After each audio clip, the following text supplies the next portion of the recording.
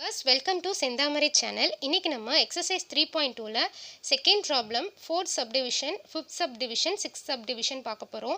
இந்த 3 problemsம் பார்க்கணும் அப்படின்னா நமக்கு factorization தெரிஞ்சிருக்கணும்.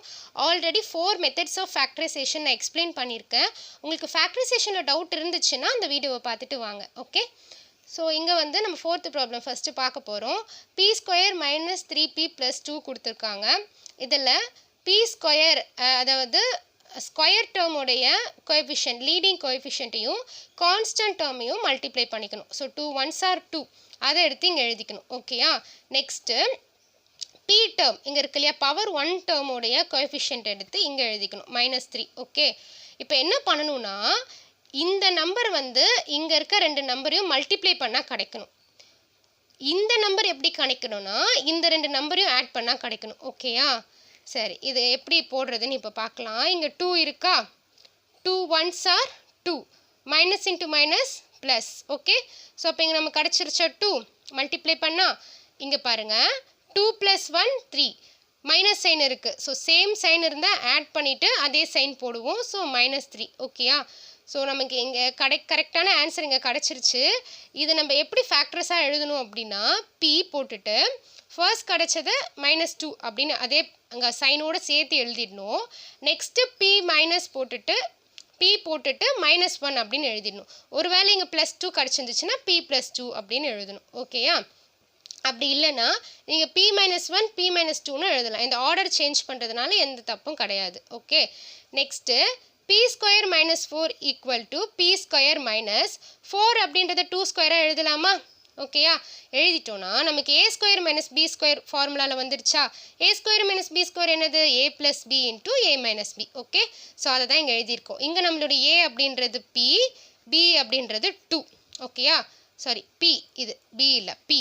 ஓகே, p + 2 p - 2 நமக்கு கிடச்சிருச்சு. ஓகே, இப்போது இது ரெண்டுத்தையும் நம்ம எடுத்து எழுதிக்கிறோம். எல்சிஎம் கண்டுபிடிக்கிறோம். எப்படி எல்சிஎம் கண்டுபிடிப்போம்?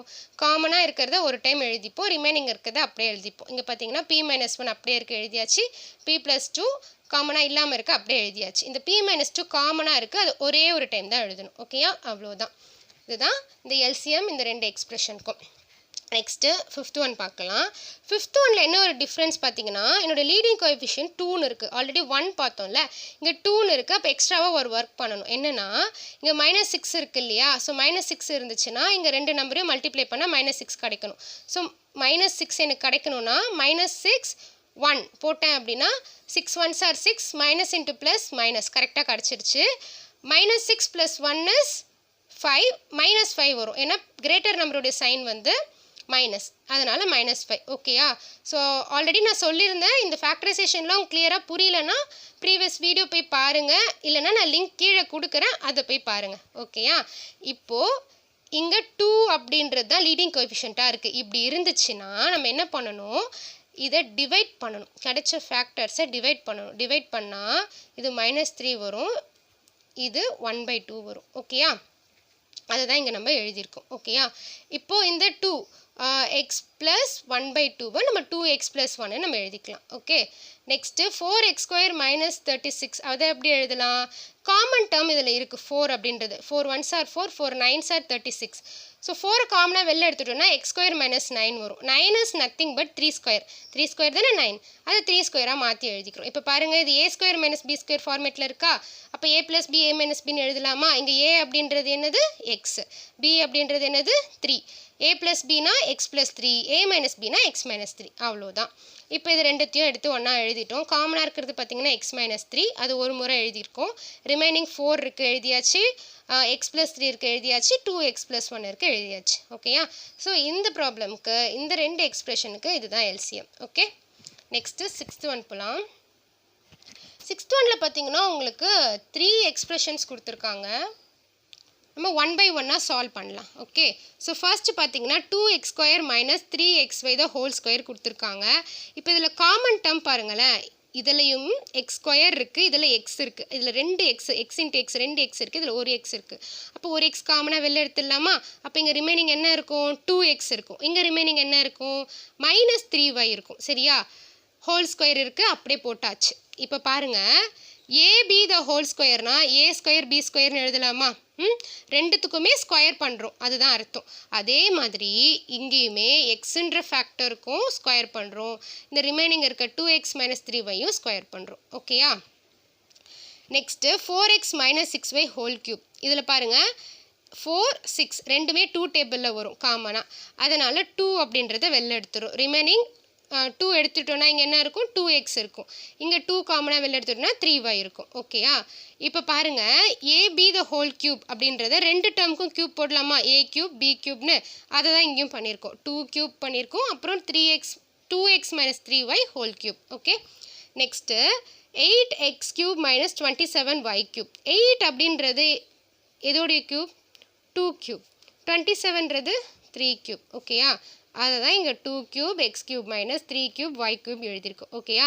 இப்போ பாருங்கள் 2x எழுதிட்டு ஹோலாக க்யூப் எழுதிக்கலாமா? இங்கே எழுதியிருக்கோம் பாருங்கள், ஏ க்யூப் பி க்யூப்னா அது ஏபி ஹோல் க்யூப்னு எழுதிக்கலாம். அதே மாதிரி இங்கே 2x ஹோல் க்யூப் எழுதிக்கலாம். இங்கே 3 க்யூப் ஒய் க்யூப் இருக்கிறது 3y ஹோல் க்யூப் எழுதிக்கலாம். ஓகேயா? இப்போ பார்த்தீங்கன்னா இது A cube minus B cube ஃபார்முலாவில் வந்துடுச்சு. Okay, A cube minus B cube formula என்ன? A minus B A square plus AB plus B square. ஓகேயா? இங்கே நமக்கு ஏ என்னது? 2x, பி என்னது? 3y. ஜஸ்ட்டு ஏ இருக்க இடத்துல 2xும் பி இருக்க இடத்துல 3yயும் போட்டிங்கன்னா இது வந்துடும். பாருங்கள், ஏ 2xா, ஸோ 2x போட்டிருக்கோம். பி 3yயா, மைனஸ் 3y. ஓகே, நெக்ஸ்ட்டு ஏ ஸ்கொயருக்கு பதிலாக 2x த ஹோல் ஸ்கொயர் போடணும். இங்கே சிலர் என்ன மிஸ்டேக் பண்ணுவீங்கன்னா 2x போட்டுட்டு ஸ்கொயர் இப்படி போட்டுருவீங்க. இது தப்பு. இது எக்ஸுக்கு மட்டும் போடுறது. ஹோல் ஸ்கொயர்னால் 2க்கும் அந்த ஸ்கொயர் வரும், எக்ஸுக்கும் அந்த ஸ்கொயர் வரும். ஓகேயா? நெக்ஸ்ட்டு ஏபி, ஏ என்னது? 2x, பி என்னது? 3y plus B square, B என்னதுங்க? 3y whole square. ஓகே, இப்போ சால்வ் பண்ணுறோம். 2x minus 3y, 2 square 4 X square plus 3 2s are 6 வரும், x into y plus 3 square is 9, y power 2னா y square. ஓகேயா? அவ்வளோதான். நம்ம இந்த 3 எக்ஸ்ப்ரெஷனையுமே சால்வ் பண்ணியாச்சு. அதை எடுத்து இங்கே எழுதிடுறோம். எழுதிட்டு இப்போ என்ன பண்ணணும்? என்ன சொல்லியிருக்கேன்னா 3 எக்ஸ்ப்ரெஷன் வந்துச்சுன்னா அதோடைய பேஸ் பாருங்கள், பேஸ் பார்த்துட்டு அந்த பேஸ் காமனாக இருந்துச்சுன்னா அதோடைய பவர் எது அதிகமாக இருக்கோ அதை எடுத்துக்கோங்கன்னு சொல்லியிருக்கோம். ஸோ ஃபர்ஸ்ட் இந்த 3த்தையும் பாருங்கள், இந்த 3தோட பேஸ்னால் கீழே இருக்கிறது. ஓகேயா? இப்போது 3 பவர் 2 அப்படின்னா 3 தான் பேஸ் நமக்கு. ஓகே, 2 அப்படின்றது பவர். ஓகேயா? இப்போ இதில் பேஸ் பார்த்தீங்கன்னா 2x மைனஸ் 3y, இது 3த்துலேயும் காமனாக இருக்குது. ஆனால் எதோடைய பவர் அதிகமாக இருக்குது? இதில் தான் அதிகமாக இருக்குது. அதனால தான் நம்ம இதை எடுத்து எழுதிப்போம். Okay, 2x minus 3y whole cube. ஓகேயா?